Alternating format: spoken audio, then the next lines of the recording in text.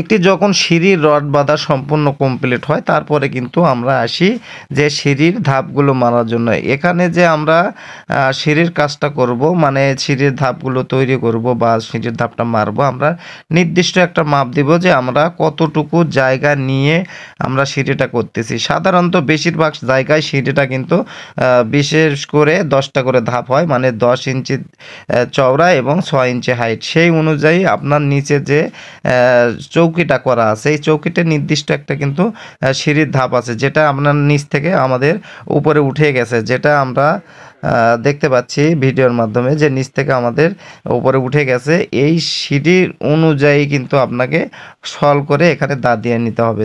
যেখানে দাগ দিয়ে নিছে, আমি দাগটাতে পরে আসতেছি, আপনাদের আগে অ্যাকুরেট মাপটা দেখাই। দেখেন আমরা এখানে 90 ইঞ্চি নিচ্ছি, আমাদের 100 ইঞ্চি র্যাম সহ আছে, আমরা কিন্তু 90 ইঞ্চিতে অলরেডি দাগ দিয়ে নিচ্ছি। এই 90 ইঞ্চিতে আমরা সাইড মেরে নেব, এই পাশে সাইড মেরে নেব। এখানে দেখেন অলরেডি আমাদের নিচে সোজা করে দাগ দেওয়া হয়েছে। এখান থেকে আমরা 90 ইঞ্চি নিয়েছি, যাতে আমাদের 10টা ধাপ হবে।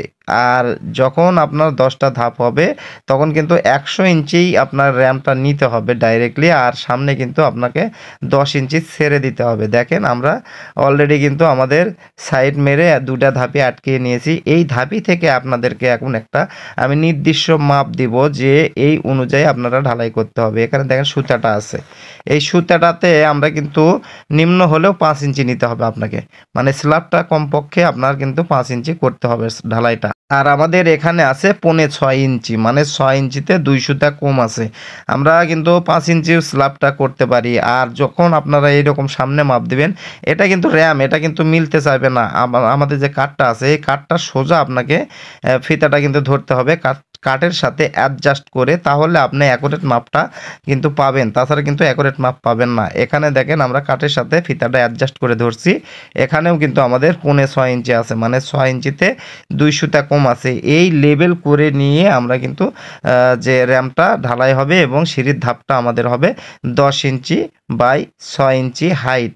মানে এখানে যেহেতু উপরকার সিঁড়ি 10 ইঞ্চি চওড়া হলে 6 ইঞ্চি হাইটটা হবে না। দেখেন আমরা ভিতরে ঢুকাই দিচ্ছি ভিতরটা, আর এখানে অলরেডি 10 ইঞ্চি আছে, আমাদের ওই পাশেও তাই।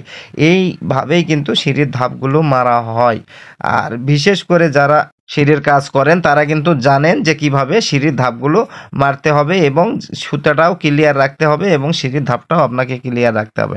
ঠিক আছে, এভাবে যদি কাজ করেন কাজটা আপনার কিন্তু সঠিক এবং নির্ভুল হবে। ধন্যবাদ সবাইকে আমাদের সাথে থাকার জন্য, ধন্যবাদ। এবং এখানে দেখেন আমাদের সিঁড়িটা কিন্তু অলরেডি কমপ্লিট হয়ে গেছে, এখন ঢালাইয়ের জন্য প্রস্তুত। ভিডিওটি ভালো লাগলে অবশ্যই বেশি বেশি শেয়ার দিয়ে আমাদের সঙ্গেই থাকবেন। সবাইকে অনেক ধন্যবাদ।